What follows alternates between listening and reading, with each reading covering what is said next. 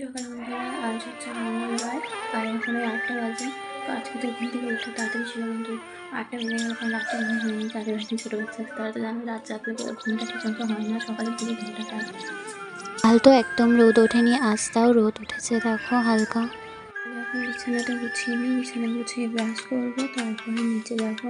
গুছিয়ে নিয়েছি আর এদিকে বর কিন্তু আমাকে চা এনে দিয়েছিল। চা খাওয়া কমপ্লিট। তো এখানে আমি ইলেকট্রিক কেটলিটাতে 1 কেটলি জল গরম করে নিয়েছি, যেটা দিয়ে আমি স্নান করা হয়। সকালে ঘুম থেকে উঠেও ব্রাশ করার আগে আমার বিছানাটা পরিষ্কার করা আর রুমটা ঝাড় না দিলে আমার ঠিক মনটা ভালো লাগে না। তো সব কিছু কাজ কমপ্লিট, চলো এখন চান করে নিই।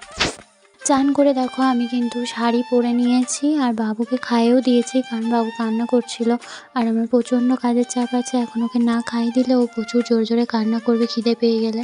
তো চলো আমি রেডি হয়ে নিয়েছি, এখন নিচে যাই। নিচে এসেই দেখো আমি কিন্তু এদিকে আতপটা ভিজিয়ে দিয়েছি, কারণ এই আতপটাই বাটা হবে, নতুন আতপ। আর ওই বাটাটাই খাওয়া। আর এটা হচ্ছে পুরোনো আতপ চাল, যেটা দিয়ে আমি আলপনা দেবো। আর আমি কুয়ো থেকে জল তুলে নিয়েও চলে এসেছি, তো বড় গামলাটাই ঢেলে নিলাম। এবার চলো ফলগুলো ঝটপট করে ধুয়ে নিই।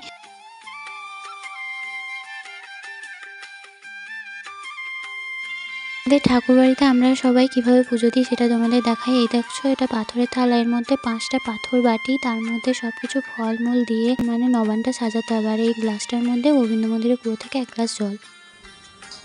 কি হলো, সব রেডি হয়ে গেছে? সব রেডি হয়ে গেছে, এবার চলো ঠাকুরের যাওয়ার সঙ্গে দেখি চলো। একবার আমাদের কেমন সাজানো হয়েছে। পাশে একটা কাঁসার থালাতে সব কিছু ফলমূল দিয়ে সব সাজিয়ে নিয়েছি। আর এই দেখো, এই থালাটা তোমাদের আগেই দেখিয়েছিলাম। অনেক জায়গাতে অনেক রকম নিয়ম থাকে, আমাদের এখানে দেখো অন্যরকম। কই গো?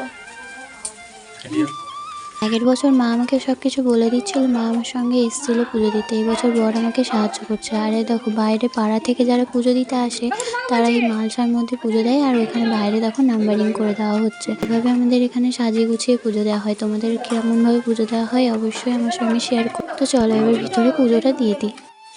আখ পাইনি আমরা, তো বড় মা বাড়ি থেকে আখ পেলাম, চলো আখ নিয়ে বাড়ি যাবো। বাড়ি চলে এলাম, এরকম তো আখ পেয়েছি। আলপনা দেওয়া চলছে এখন। আখটা পাওয়ার পরে কুচি কুচি করে আখটা কেটে দিয়েছিলাম। বর আবার গিয়ে ঠাকুরবাড়িতে থালায় দিয়ে এসেছিলো। আর এইদিকে দেখো পিসিমণি এসছে, আর মা ওদিকে টুকটাক রান্নাগুলো করে রেখেছিল। আর পিসেমশাই আর মামা এসছে, মামার ছেলে। তো বেশ বাড়িতে সবাই এলে বেশ মজা লাগে। তো এখন দেখো গোবিন্দ মন্দিরে আরতি চলছে, তাই আমি আর বর চলে এলাম পুজোটা নিতে।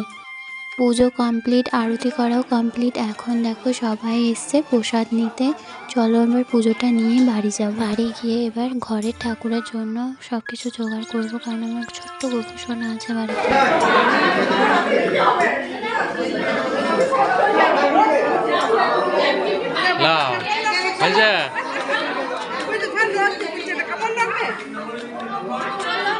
এই দিকটা দেখিলে আবার চলছে।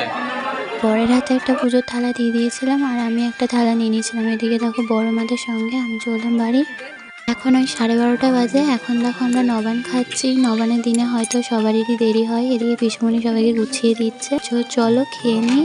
আর নবানের দিনে মিষ্টি খেয়ে পুরো পেট ভর্তি হয়ে যায় বলো। তো আবার আমি রান্নাঘরে চলে এলাম। তো চলো এবার ভাজাভুজিগুলো কমপ্লিট করে নিই, তারপরে আবার ওইদিকে এখনও অনেক রান্না বাকি রয়েছে। আর আজকে অনেকটাই লেট হবে রান্না করতে। ভাজা করা কমপ্লিট। এখানে মূলো ভাজা, আলু ভাজা, বেগুন ভাজা, ওখানে আছে নারকেল ভাজা, আর এগুলো আখ ভাজা। আর এদিকে মা করেছে বাঁধাকপির তরকারি, আর আছে এখানে পালং শাকের তরকারি। এদিকে সব নিরামিষ রান্নাবান্না কমপ্লিট। এবার আমি চলে এলাম আঁশের কাছে। এবার এদিকে মাছটা ভাজা হচ্ছে। এদিকে অনেকগুলো মাছ আছে, আর মাছ ঝালটা হবে, তো পেঁয়াজটা কাটবো।